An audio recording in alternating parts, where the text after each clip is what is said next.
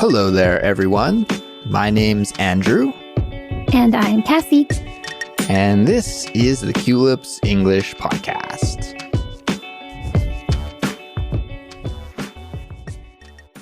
You're listening to Simplified Speech, the Culips series, which features clear, natural, and easy to understand English conversations about interesting topics. Today, I'm joined by my co-host, Kassy. Hey there, Kassy. Hey, Andrew, and hey, listeners. Hope you're all doing well. It's great to be here today, and I'm excited for this episode because we're going to be talking about company, specifically having company over to your house, having guests over. And this is a fun topic for Andrew and I because I had my family come visit me recently, and Andrew is having a guest over this weekend.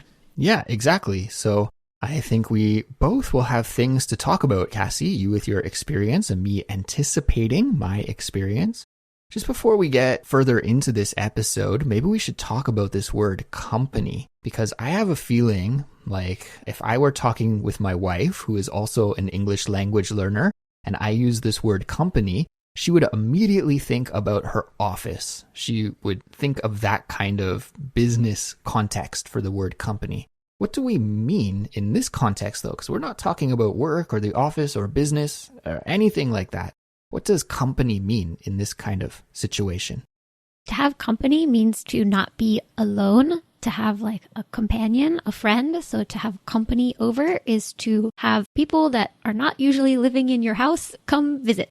Yeah, it just means to have guests over to visit your house. Exactly. So that is what we're going to be talking about today, everyone. That is the topic of our show. Company is coming. And wasn't that the name of a famous TV show, Kassy? Company's Coming? No, it's not a TV show. It's a cookbook series that we had in Canada. I would totally know about that. All of my Canadian cookbook references up here. Well, maybe you had it in the States. I don't know, but it's like my mom used it, I think. So it's kind of an older reference. But, you know, traditionally, and I think this has changed a lot, is that when you would have company over to your house, you would have to cook something nice for them. When I have company over to my house now, we usually just like order pizza because I'm too lazy to cook for everybody. But back in the day, you would prepare dinner. You would cook something delicious and maybe bake a cake. And I'm sure some people still do that. But I think that was the focus of this Company's Coming cookbook series, was like introducing you to recipes that you could cook to serve to your guests. So, yeah, that reminds me of a fun fact, Andrew. I read a book once about American settlers in the 1500s. So this is during the colonies when they're just starting out, way before the American Revolution. And they were going to throw a party and invite their reverend, like their church leader, to their house for company. And they wanted to make him a special dessert. So they had to save their sugar for a whole week. They didn't eat any sugar in any of their foods so that they could save up enough of it to make this special pie for their reverend, their company coming over. I thought that was insane. Yeah, it's not like there were any supermarkets back in the day that you could just go to and pick up what you need for your baking, right? Exactly. Yeah. So everyone, we'll get further into our conversation here in just a moment. But before we get started, I want to tell you all that we have a study guide and an interactive transcript that is available for this episode. And in fact, we make these for all of our episodes. We provide these resources which are created by our team of expert English teachers to help you improve your English and to help make your English learning journey just a little bit more comfortable and a little bit more fun. So these are available for all Culips members. And if you are a Culips member, if you sign up and join, then you'll also get some fantastic bonuses like invitations to our monthly live streams, full access to our special member-only series, which is called the Fluency Files, and much, much more. So you can sign up and join today and get access to our study guide library right away. All you have to do is visit our website, culips.com, and yeah, you can sign up. We'd also like to give a shout out to one of our listeners tuning in from Iran named Tina. And Kassy, would you do the honors for us and read this wonderful review that was left for us? I'd love to. The review says, "It's been 3 years since I've heard your voice with me every day while I'm going to work in the morning and getting back home at night. I feel your passion towards making every single podcast of Culips. Earlier, when I listened to them, it was a little hard for me to understand every word. But can you believe that now I think maybe Andrew speaks kind of slowly? Understanding everything that you say is like a piece of cake for me. Thanks for helping me make a big jump in my listening skills. I had a chance to travel to Seoul in June, and I really wanted to run into you somewhere. I saw someone like you near Han River in Seoul Forest Park, but that man wasn't you, unfortunately. I appreciate your hard work and energy. With great love, Tina from Iran. Wow, thank you, Tina. A wonderful review there. And I think that's funny. Kassy, I think a lot of feedback that we get is that I speak too slowly. And people think that I'm slowing down on purpose for English listeners, but it's not that. I'm just in general a slow speaker, I think. So guys, this is pretty much my normal speaking speed, actually. But yeah, it's awesome that Tina, now you can understand everything. That's amazing. That's like you put in the hard work, you put in the time, and you have the results. So I'm very proud of you. And it's too bad that we didn't run into each other in the Seoul Forest Park, because I actually go running by there quite often, but guess it wasn't me that day. So maybe next time. But thank you so much for that great review and the 5-star rating as well, Tina. We really appreciate your support. And of course, we appreciate everybody who's leaving us these fantastic reviews and ratings out there. It really does help us spread the word to other people around the world who are learning English. So keep them coming. And yeah, we really do love it. Okay, Kassy, it's time to jump back into our conversation, which is all about having company over. So let's start with talking about your experience, because you just had some family visiting you over there in Thailand. I believe it was your Swedish family. Is that right? That's right. Yeah, they came all the way over from Sweden to Thailand for 3 weeks. How long of a flight is that? Seems like a long one. They had to do a layover in Munich. So I think it was a short hop over to Munich and then maybe a 10 or 11 hour flight to Bangkok.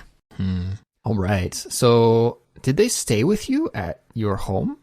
They didn't stay in my house because we would never fit. There's my aunt, uncle, and 4 cousins, but they did come over. Okay, so they came over. And what did they think of your place? Were they kind of shocked with how different it is? I'm sure like a Thai apartment is really different than a Swedish home.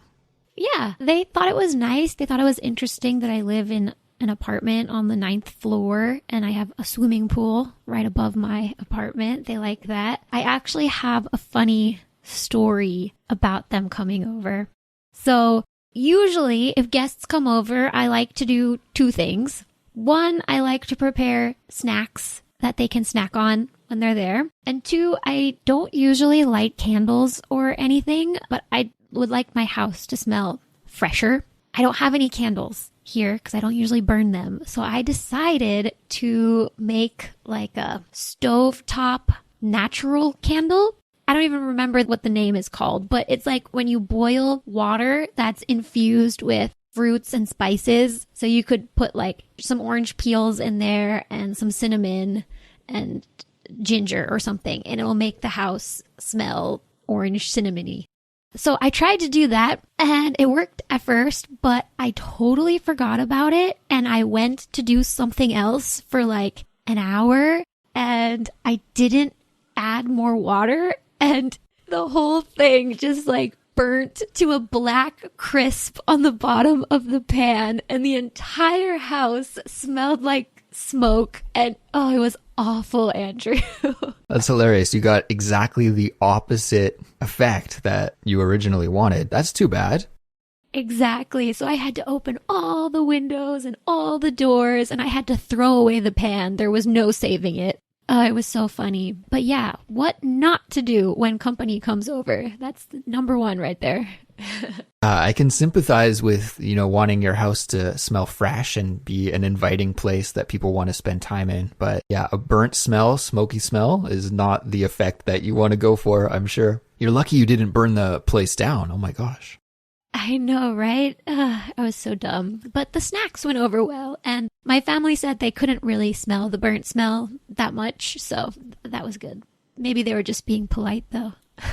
So what kind of snacks do you serve? How do you decide what kind of snack that you are going to serve to your guests? Do you have a go-to, or do you try and find like something Thai to like introduce them to something local? What do you serve? Yeah, that's a good question. It depends on the guests. Like if it was friends, I'd just bring like a bunch of chips and stuff. For my family, I knew they had a 10-hour flight and they were going to be eating Thai food for 3 weeks. So I did not prepare anything Thai, but I prepared like homemade hummus and fruits and vegetables because they'd been eating airport food for the last 12 to 15 hours. Yeah, nice. Good choice. I would like to be a guest at your house and eat that as well. Sounds delicious. But I was thinking it is interesting the way that we have to serve different things to different guests. Like if I have my Western friends over, I have friends from different English speaking countries here in Korea. And if they come over, then usually I'll serve them like, chips or crackers and cheese or something like that.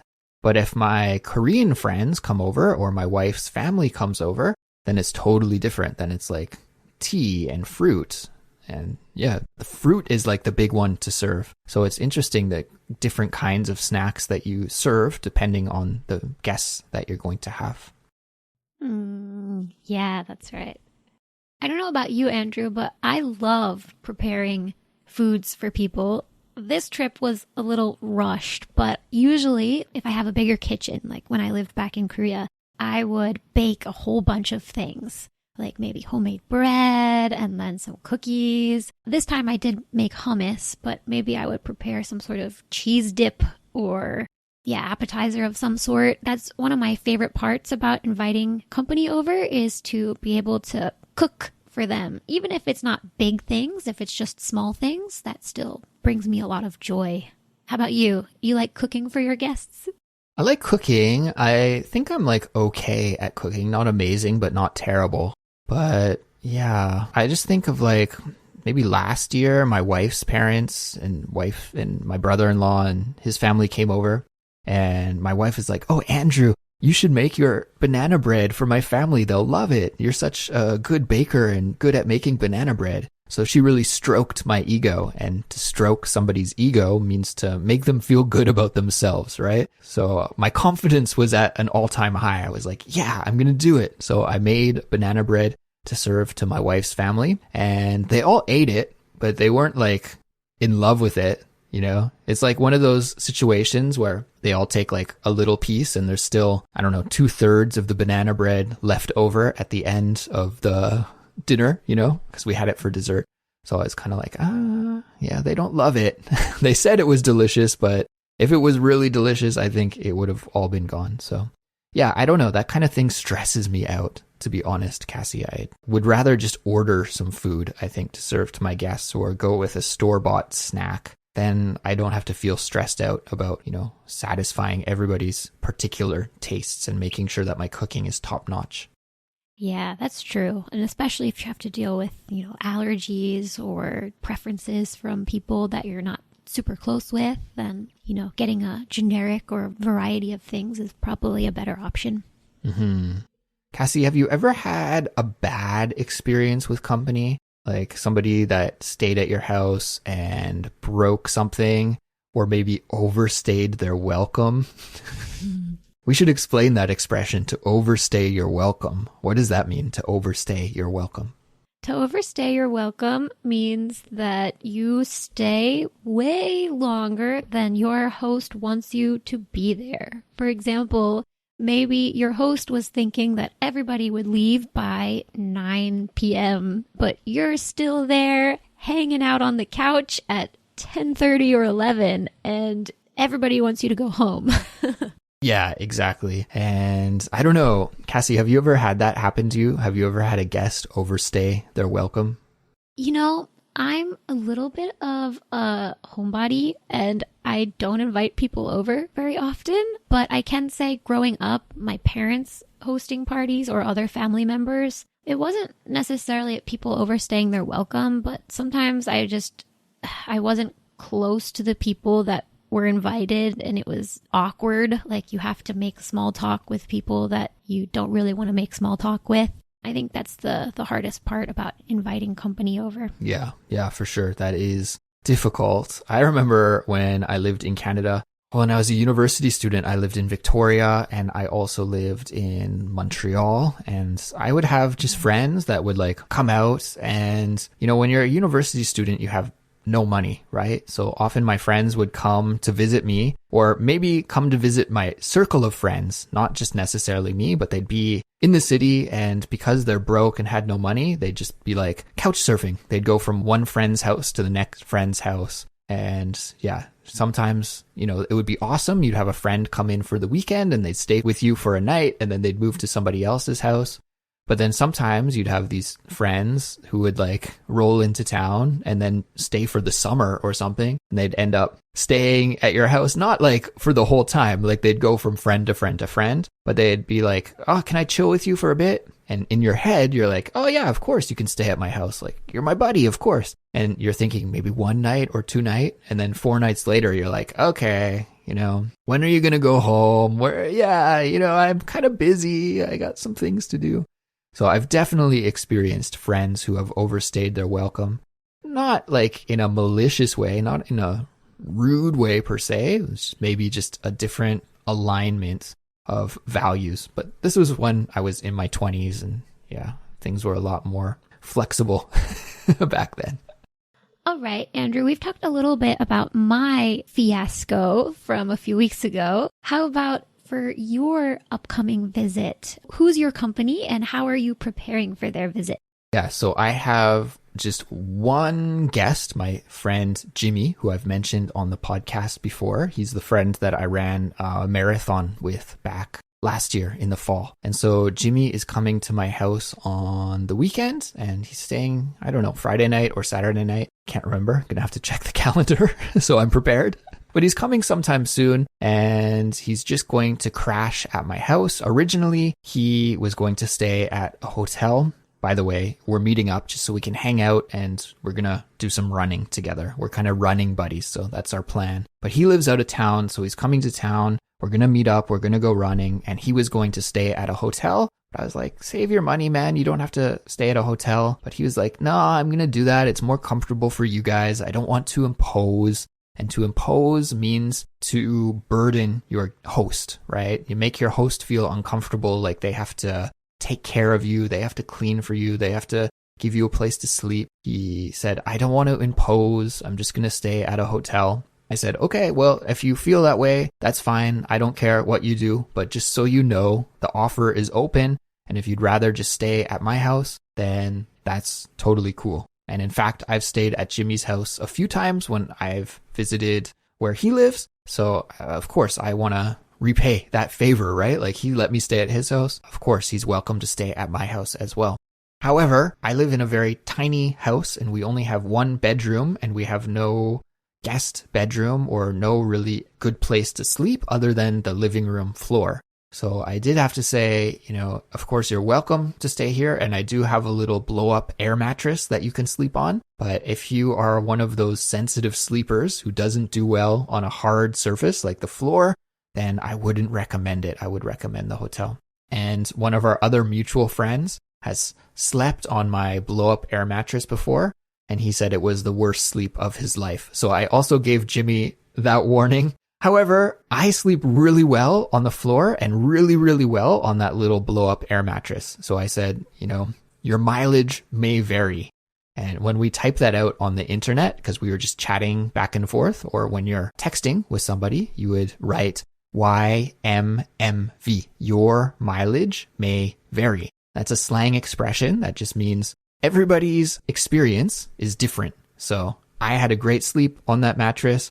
My other friend had a terrible sleep. Jimmy, I don't know, but I'm giving you this warning. You know, I don't want you to feel too tired the next day when we do our run. So he said, you know what? I thought about it. I think actually he looked at the prices of hotels and he's like, yeah, it's expensive. I'll just stay with Andrew. Oh, so he's taking the risk. Let's see. You'll have to tell us. Did he appreciate the air mattress or was he in the terrible sleep camp? Yeah, I'm hoping he'll sleep all right. I think it's pretty common in Korea to sleep on the floor. I know a lot of people do sleep on the floor, and I've stayed at different guest houses and hotels before, actually, where you do sleep on the floor. And personally, I love it. I like sleeping on a hard surface, so it's okay for me. But yeah, everybody's different. So crossing my fingers that Jimmy has a pretty comfortable sleep. But yeah, in terms of what I'm doing to prepare for him, not too much. It really depends on who your company is, I think, for how much you prepare, right? Because he's like my guy friend, he's my buddy, and I don't really worry about how clean my house is in that kind of situation. You know, I don't care about serving him homemade food. We can just go to a restaurant. Of course, I don't want my place to look bad, but yeah, I'm not going to go over the top to make it feel clean because I know he'll be comfortable either way. Different than like if my in-laws were visiting, then I'd be like scrubbing the floors and making sure everything looks spick and span, you know? Exactly. It seems like the less close someone is, the more work you have to put into making your house look respectable and clean. Yeah, absolutely. When it's just like a close buddy, then it doesn't really matter. And I was talking about our other mutual friend there a moment ago, the guy who had a really poor sleep on the mattress on the floor. He actually visited me several months ago, maybe 3 or 4 months ago now, back last year in the fall, I think it was, or the late summer. And he was not staying with me, but he was staying in a different part of the city. But we were supposed to meet up at about, I don't know, dinner time, meet up for dinner. And I was going to show him the house. He was going to come over to my house, and since it's a new house and he's really interested in it, I wanted to give him a house tour, and then we were going to go out for dinner. And that day I was really super busy. I had a lot of work and a lot of things to do all day. And in fact, Kassy, I think that day you and I were recording, in fact. And so I was really busy, and my plan was I'm going to finish recording with Kassy, and then I'll have like an hour to clean up my house and make it look, you know, respectable and nice before my friend comes over to meet me around 6 o'clock or something. So that was the plan. But earlier in the afternoon at like 3 p.m., about 3 hours before we were supposed to meet, I got shocked because my doorbell rang, and I went to go see who it was, and it was him. And he was just like waiting at my door. And I was like, hey, you're way early. What's going on? And so he's like, I'm here. And I guess he was texting me and calling me. But Kassy, because we were recording, I had turned my phone on Do Not Disturb. So I didn't see any of his calls or any of his texts. So he just decided to pop by the house. And so I said, okay, you're going to see the absolute real me and the real house. Like, this is no prep at all. This is what you get if you just come and randomly drop in on me any day of the week. So yeah, I don't know. I wasn't like embarrassed or anything because, again, he's a close buddy, but he was like, yeah, you didn't like do any special cleaning or anything for me. It's obvious. You know, there's still a few dishes in the sink and that kind of thing. It's not like a pigsty, but wasn't totally spick and span. Yeah. It was enough for him to make a little teasing comment to you. Like, wow, you really cleaned this place up for me, huh, Andrew? Exactly. So yeah, but that was his bad because I was like, it's very rude to drop in early like this. Very, very rude.